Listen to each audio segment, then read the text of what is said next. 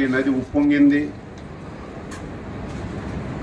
దానివల్ల అటు west Godavari, east గోదావరిలో చాలా ప్రాంతాలు ముంపుకు గురయ్యాయి.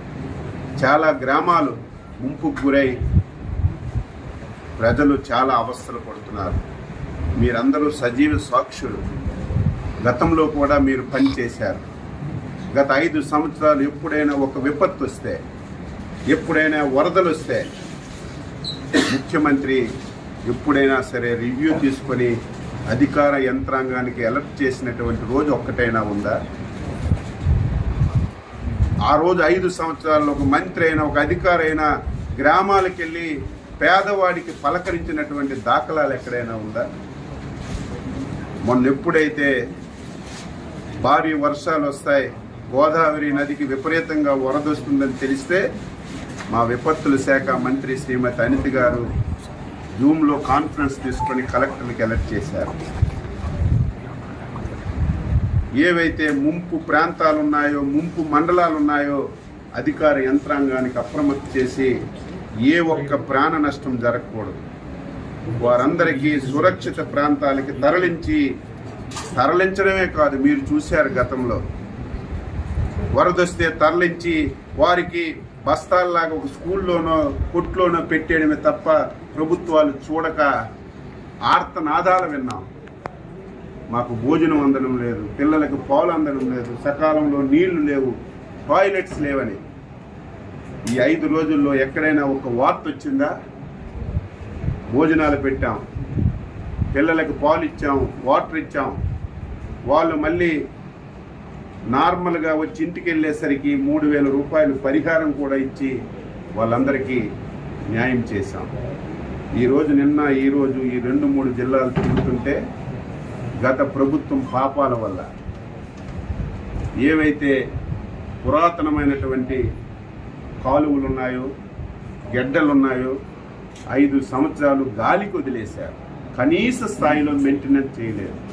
కనీసం ఒక తట్టెడు మట్టి తీసి ఆ కాలువలో ఉన్నటువంటి అడ్డు కూడా తీయకపోవడం వల్ల నిన్న వచ్చినటువంటి వరదలకి ఆ కాలువలు పొంగి 1000 ఎకరాలు రైతు పెట్టినటువంటి పంట పూర్తిగా నాశనం అయిపోయింది.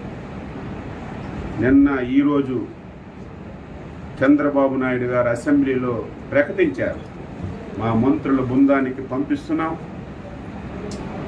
నష్టపోయినటువంటి రైతాంగానికి పలకరించడమే కాకుండా ఎవరైతే పునరావాస కేంద్రాల్లో ఉన్నారో వాళ్ళ దగ్గరికి వెళ్ళి వాళ్ళకి అన్ని సదుపాయాలు అందుతున్నాయో లేదో చూసి రైతాంగానికి ఏ విధంగా మళ్ళీ సహకారం ఇవ్వాలో అన్నీ తెలుసుకొని నాకు చెప్పండి, నేను రైతుల పట్ల చాలా ఉదారంగా ఉన్నాను, అవసరమైతే ఒక పైసా ఎక్కువ ఇచ్చైనా రైతులు కష్టాలు తీర్చి వారి రుణం తీర్చుకుంటానని స్పష్టంగా ముఖ్యమంత్రి గారు చెప్పడం వల్ల మేము బృందాలుగా వచ్చి తిరిగాము.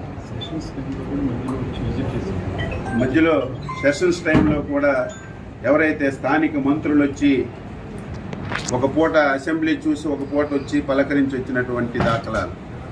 నిన్న ప్రజలు 5 సంవత్సరాలు ఇటువంటి పరిస్థితి ఉంటే ఒక్క ఆఫీసర్ రావడం కానీ, ఒక్క మంత్రి రావడం కానీ, ఒక ఎమ్మెల్యే రావడం కానీ మేము ఎప్పుడు చూడలేదు. మీరు వచ్చారు, ఇదే మాకు ఆనందం అని మీ సాక్షిగానే చాలామంది నిన్న వారి హర్షాన్ని తెలియజేశారు. ఈరోజు ఈ ప్రాంతం నాశనం అవ్వడానికి ప్రధాన కారణం ఎర్ర కాలువ. ఇది జంగారెడ్డిగూడెంలో స్టార్ట్ అయ్యి మళ్ళీ భీమవరంలో ఎండ్ అవుతుంది. ఈ కాలువ అస్తవ్యస్తంగా ఉంది. ఈ కాలువ వల్ల సుమారుగా 20 నియోజకవర్గాల్లో ప్రతి సంవత్సరం చేతికొచ్చిన పంట పోతుంది, పెట్టుబడి పెట్టిన పంట పోతుంది.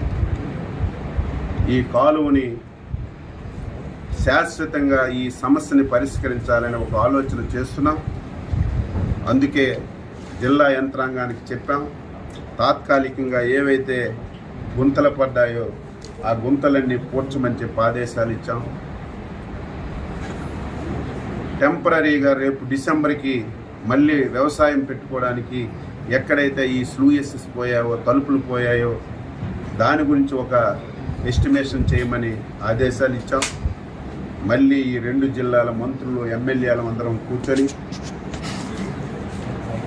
ఇరిగేషన్ అధికారులతో సమావేశం పెట్టి ఈ ఎర్ర కాలువకి శాశ్వత పరిష్కారం కింద మోడరైజేషన్ చేయడానికి ఎంత డబ్బైనా సరే చంద్రబాబు నాయుడు గారి దృష్టిలో పెట్టి ఈ 5 సంవత్సరాల్లో శాశ్వత పరిష్కారం చూపి స్వతంత్రం వచ్చి నుంచి పడుతున్నటువంటి ఈ బాధని తొలగించాలని చిత్తశుద్ధితో అంకిత భావంతో పనిచేస్తామని చెప్పి సందర్భంగా తెలియజేస్తూ మరింత సమాచారం కొరకు మా ఛానల్ను సబ్స్క్రైబ్ చేయండి.